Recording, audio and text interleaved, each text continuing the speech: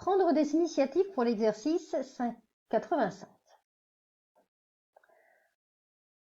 Enzo dit « Je vais passer le mois d'avril à Carcassonne, où il fait beau les 3/5 du temps. » Arthur lui répond « Tu es sûr d'avoir 12 jours de mauvais temps ?» Est-ce exact? En mathématiques, on ne répond pas juste par oui ou par non. Il va falloir évidemment trouver combien il y a de jours de beau temps, combien il y a de jours de mauvais temps, et savoir si Enzo et Arthur, en fait, disent la même chose tous les deux. Alors, on y va. On va d'abord chercher pour Enzo combien de jours il y a de beau temps à Carcassonne, puisque les 3/5 du mois, il fait beau. Alors, première chose, c'est qu'il faut savoir déjà combien il y a de jours dans le mois d'avril.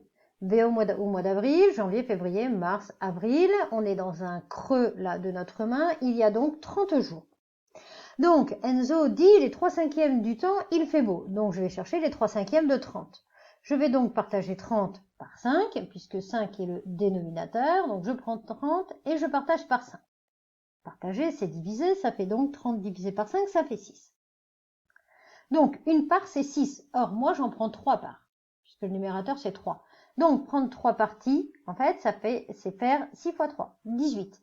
Donc, il y a 18 jours de beau temps. S'il y a 18 jours de beau temps, pour aller jusqu'à 30 jours, ça veut bien dire qu'il y a 12 jours de mauvais temps. Donc, Enzo et Arthur disent tous les deux la même chose. Voilà. Donc, c'est exact.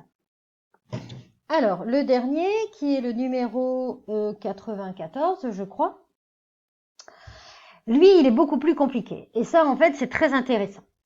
Je vais lire l'énoncé et puis après on va reparler un petit peu de ce qu'on nous demande. Clara a participé à un triathlon. Triathlon, c'est 3 épreuves. On court, on nage et on fait du vélo. Enfin, dans l'ordre, c'est natation, vélo et course à pied. Donc, le triathlon est de 36 km et la natation, c'est 2 km. Les 7/9 de la distance du triathlon ont été parcourus à vélo. Quelle distance a-t-elle parcouru à pied? Ok. On a donc 2 copies d'élèves, celle de Sandra et celle de Nader, qui ont répondu, voilà, tous les deux, ils trouvent 6 km, mais ils ne sont pas passés par les mêmes opérations.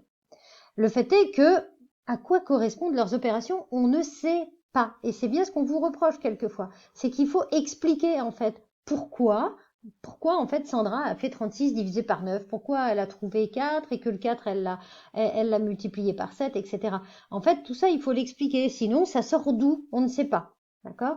Donc, en fait, reprendre ces copies en rédigeant les explications. Alors, moi, j'ai fait des explications et puis, on va tout reprendre. Donc, on va commencer par Sandra, en fait. J'y suis allée tout doucement. Sandra, dans ces 2 opérations, dans le 36 divisé par 9 égale 4 et 4 fois 7, en fait, elle a cherché la distance qui était parcourue à vélo. C'est les 7/9 de 36. Donc, je partage 36 par 9, ça fait 4, et 4 fois 7, ça fait 28. Donc, en fait, sur les 36 km, il y a 28 km à vélo. Voilà.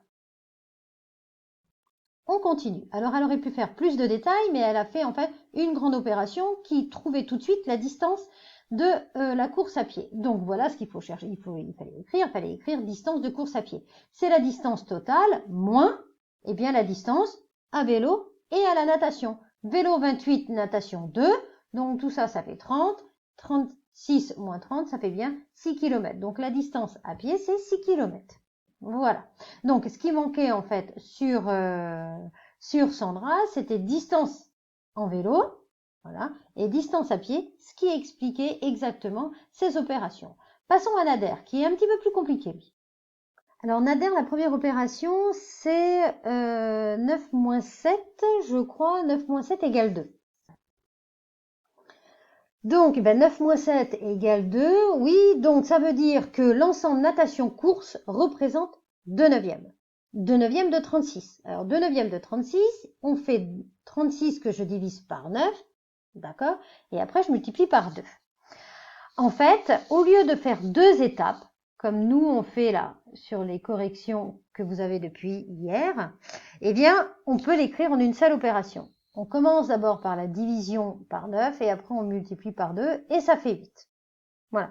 Donc vous choisissez. Ceux qui sont très à l'aise, vous pouvez passer par cette opération-là. Ceux qui le sont un petit peu moins, vous pouvez écrire je partage par 9, 36 divisé par 9 égale 4. J'en prends 2 parts, 4 fois 2 égale 8. D'accord? Voilà, vous faites là comme vous voulez, je vous laisse le choix. Donc, en fait, ensemble, natation, course, ça fait 8 km.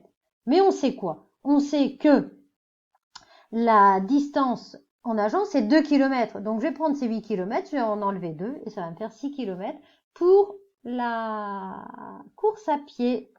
Donc, à pied et en natation, la distance est de 8 km. Je sais qu'en nageant, la distance est de 2 km. Donc, à pied, elle sera de 6 km. Et voilà toutes les explications que Nader et Sandra auraient dû mettre sur leur copie. Voilà, écoutez, je vous souhaite une bonne fin d'après-midi et prenez bien la correction. Au revoir les sixièmes.